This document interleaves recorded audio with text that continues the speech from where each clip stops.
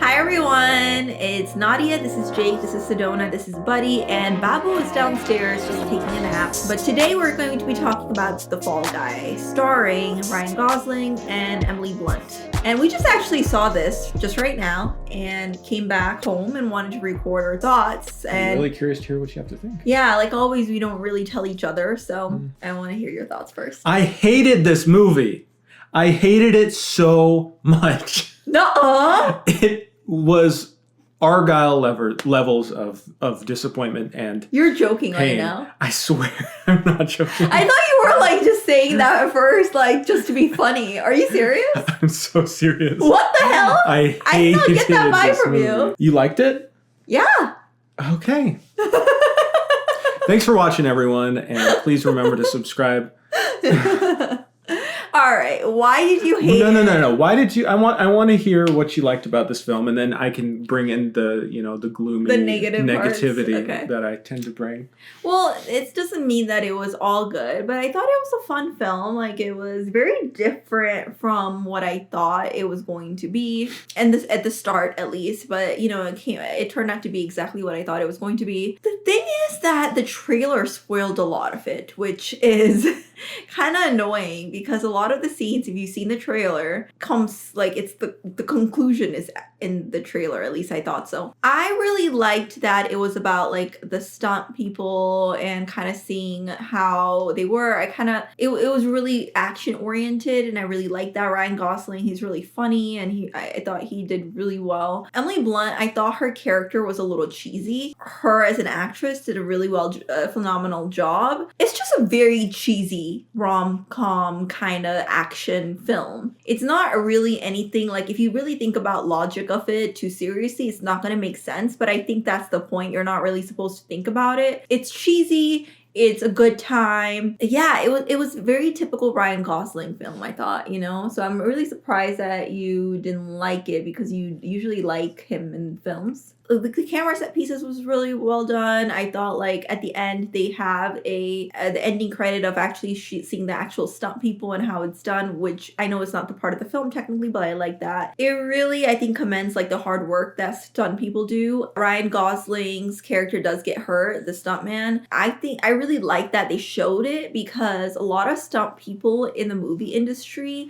lose their career after like one bad injury. I really like that they showed parts of that in the very beginning of the film. And also production safety. I know it's not meant to like raise awareness in the film, but for me it did. We talk about like Tom Cruise. He talks about he does a lot of his own stunts if he can, and then he like puts himself in a crazy situation that risks his life. But really, like when you think about it, we should be questioning it because it's dangerous. So I don't know. I thought about all of that while I was watching this film. At the surface of it, there's really not too much to say. It's a fun rom-com action film. If you're looking for a good time, I think this is a movie for you. If you wanted something a little bit more than cheesiness, this movie is probably not for you. I would rate it 7 out of 10. I think the only thing I agree with you there is on the fact that it's cool that they're highlighting stunt performers and that aspect of the industry, however ridiculous it may be portrayed in this movie. But beyond that, beyond the fact of, it's cool that it's about stunt guys, like beyond that, it's horrible. It's just so horrible. Okay, let's get into that. What was horrible? So I started watching this going, okay, this is nice. I mean, Ryan Gosling is always fun to watch on screen. I think that America is in the Ryan Gosling honeymoon. Like, he's America's sweetheart now after Barbie and doing I'm Just Ken at the Oscars and doing SNL, and everyone loves Ryan Gosling. He's so funny. Haha, he's great. This was a Ryan Reynolds role.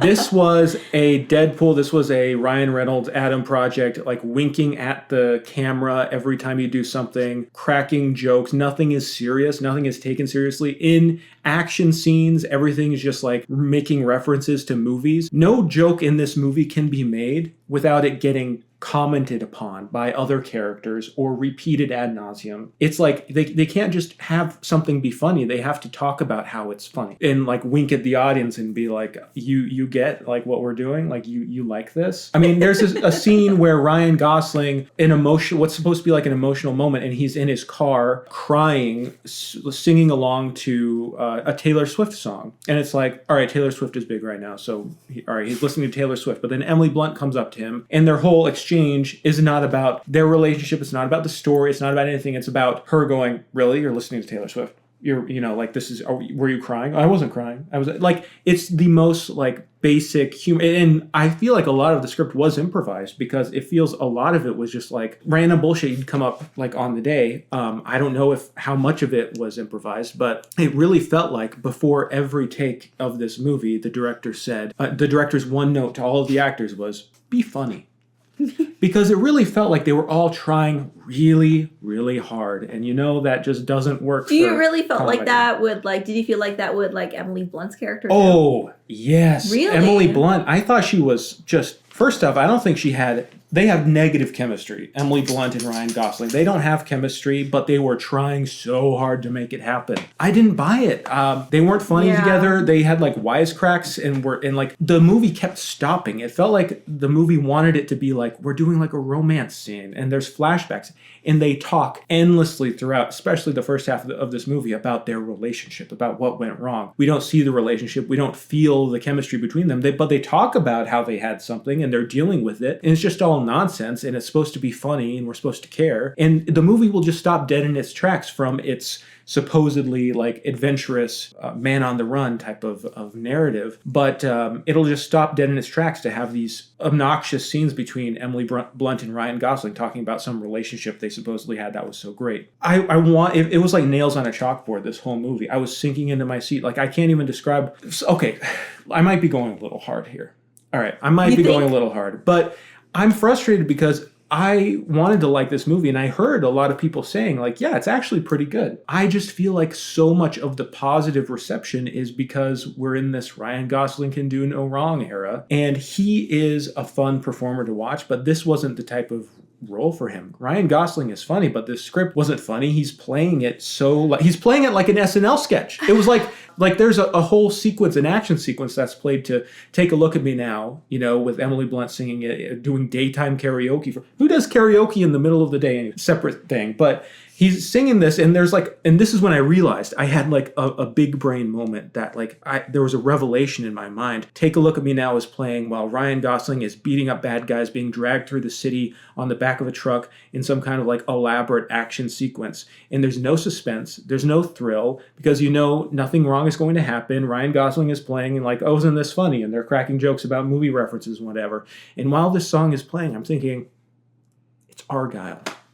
It's Argyle all over again. No, I so disagree. Have you seen Crazy Stupid Love? I love that movie. Okay, so that's crazy to me because that's a great movie. Ryan Gosling, without the action, his character I felt like was very similar to the character he played in Crazy Stupid Love. What character? Crazy Stupid Love, his character was, he had an arc in Crazy Stupid Love of being an asshole. He was a player and he changes through his relationship with Steve Carell. So you felt like this movie had no arc, is that what you're saying? His arc was, okay, he's a stunt guy, he gets injured, and then he has to gain the courage to go back into it. But that happens in like one scene because right when he gets back onto set with Emily Blunt as a director, he kind of builds up the courage to make it happen. Arc. The arc is for him to be back together with Emily Blunt and to admit that he's vulnerable or whatever. Yeah, being vulnerable. But that was extremely drawn out and not dynamic at all. And it had nothing to do with the action plot of this story, which was it felt like two separate things they were trying to do. That I feel like is what makes this movie good for me, is that it's not all about action. There's something else going on as well. And it's kind of like correlated with action, but like it's two separate things at the same time. There were too many scenes that didn't lead into anything, that didn't advance the emotional story between her and Ryan Gosling. It just felt like they were having fun improvising or something because it felt like improvisation. I will say, to this movie's credit, the final sequence is pretty good. There's some good action. So you like that? The final sequence was like, all right, this is fine. But the whole buildup was just, What would you rate it? 2. No way. Why are you surprised? I think you're in a harsh mood today. No. Can we get into the spoilers so we can actually talk? Well, we are actually talking. I don't know. Mean like without... Is it really so crazy that I hated this movie? I mean... Yeah. If you liked Crazy Stupid Love and you hated this Crazy one? Stupid Love, I think, was like a movie that had actually something to say that was sincere. This movie, anytime there's an action sequence in this movie, the characters are acting like they've been in danger their whole life. They know how to handle it. What's supposed to be entertaining about this is that Ryan Gosling is the fall guy. He's a fish out of water. He's a stunt man in a high stakes action story having to survive. That's interesting because Hollywood people having to deal with, he's a fish out of water, but you just feel like he's totally competent the whole time. He can handle it. They're cracking jokes about movie references when people are trying to shoot them. His stunt guy friend is shouting Dwayne "The Rock" Johnson as he beats up some guys. I don't think it's meant to be taken seriously. That's the whole point. I think like you're judging a movie based on what it's not, and it's not trying to. No. It does want people to be invested in the plot. It wants people to be invested in the action. But it's not like you can be invested without like taking it so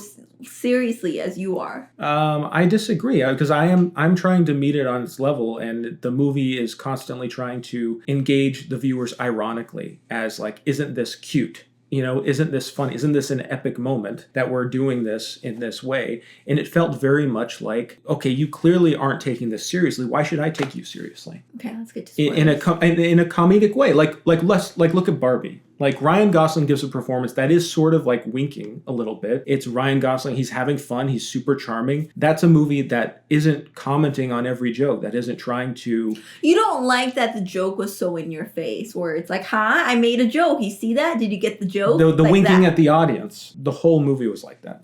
I guess I can see where you're coming from there. And it was like Marvel humor, because that's the same stuff people complain about Marvel, that they'll like wink at the audience like, oh, isn't that a cute thing we did? And this was this entire movie. The action stuff was fine when they let it breathe, when it wasn't like just ironic and lame. I also felt like they tacked on some weird, I feel like there was some weird narration tacked on to the beginning of this movie when it could have like breathed a little more, like they were trying to truncate the intro, and maybe that led to some like emotional issues throughout the rest of the movie.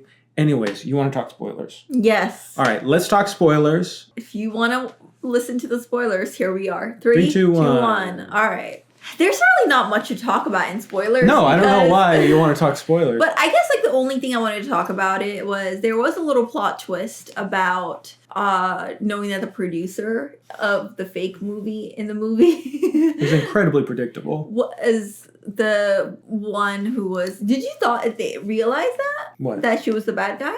Oh, yeah. Well, I guess I didn't. Yeah, I mean, because it's called The Fall Guy, and the whole movie's like, well, who's going to be the fall guy? And then it's like, well, it's Ryan Gosling, obviously. No, but I didn't know that she was okay. going to be like the ringleader of it all, I guess not, but it did feel like, of course, she has something to do with this. I mean, she's the one who told Ryan Gosling. First off, it's felt very stupid because she's like, we hired you to come to Australia to go talk to this actor to try to get him back on set. And it's like, why? He's like, why me? It's not like they were best friends, Yeah. Okay, so clearly there's something up going there. That really like put a flag in it where I was like, okay, clearly there's something shady going on here. And the movie took so long to build up the suspense in that direction. It really was leaning very hard into the Emily Blunt, Ryan Gosling romantic territory, which just was not firing on any cylinders. Multiple times in the movie where it would just stop and there'd be a sequence of them either chatting about their previous romance that we've never seen or filming something together. The whole time I'm going like, what is Ryan Gosling wants to be with her, but I feel like there had to be more tension because it was really muddy in the way the relationship didn't work out and it wasn't super clear. They didn't have enough of that like Cary Grant, Katharine Hepburn like friction.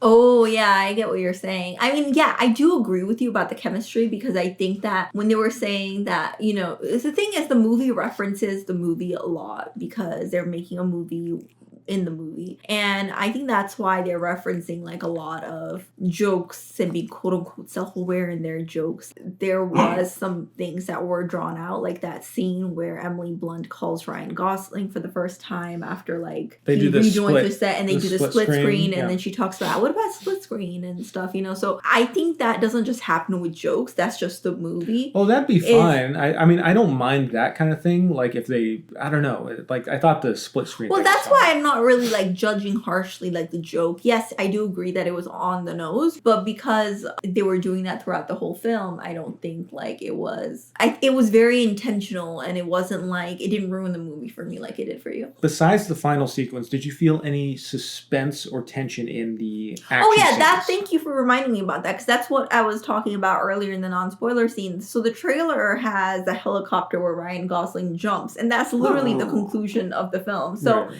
the whole time I knew that the ending was going to be something with the helicopter because it hadn't happened yet. I was like, oh, okay. When Ryan Gosling gets to the trailer for Emily Blunt and says that they're going to film the movie at the same time they're going to get the actor who is trying to frame Ryan Gosling to confess, it was like, okay, so this is where the helicopter scene comes in, you know? And it just kind of felt like there was no suspense for it. And I think that's more of a criticism for the movie. Movie's marketing. Yeah, because they, like, if you watch, you can't, like, this is why I don't watch the trailer a lot of times. I'm always, like, feeling that the movie's spoiled for me if I watch the trailer in any way. And this was one of the occasions, you know? So, and I do think that they kind of, like, overstated, like, you know, go on the beach, drink margaritas, make bad decisions. They said that, like, a lot of times. Again, that's why I feel like some of it was improvised, because it's just like, I felt like they were like, we're lacking some real chemistry between these characters in the script. So why don't you two just like,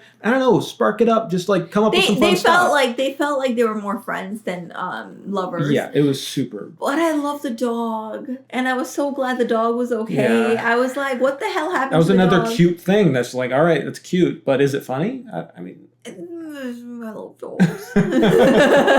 Look, the thing is, I don't think anyone would be talking about this movie if Barbie hadn't come out. I think clearly the producers, if this had the come studio, before Barbie, or if it had come before Barbie, because the studio clearly saw like, okay, Ryan Gosling is a big deal. This movie that we have, we've got to market the shit out of it. We've got to treat it like the biggest thing going on, and they certainly did. They marketed it like crazy, but I do feel like it's not up there with the level of Barbie or something that's like really well written and really funny and has some great jokes. It's not for you. It's not for anyone. I disagree. I still like this film. This I still is recommend a horrible it. Movie. You still don't recommend it. Look, there are going to be people who are saying it's fine, that I'm being too harsh. I think that it is really. Like, I'm one of those people. Here's the thing. Yes, I know. And I respect your opinion. But I think that it's a really pretty looking like stunt movie. Like there's some cool shots, like the one take opening sequence. There's a lot of parallels to the movie The Player, Robert Altman movie, that I love very much. Clearly starting with the long take opening shot and then ending with like a parody of the movie that they were making in the movie. So that was kind of cool. But the difference is that The Player is a movie that's actually satirical. It actually has bite. It actually has something to say and references movies in a meaningful way and is very funny, but also very dark. This movie has really nothing to say except stunt performers are cool and we like them. And yeah, we like them. I never watched The Player, so I can't comment. Ooh, we should watch that. Yeah, we should. I think you'd like that. Anyways, thank you everyone for watching, and we hope you are having a good day. And let us know who you agree with or who you disagree with. Yes. I'm actually very excited to read your thoughts. So Thanks for happy watching. Saturday, everyone. Bye. Bye.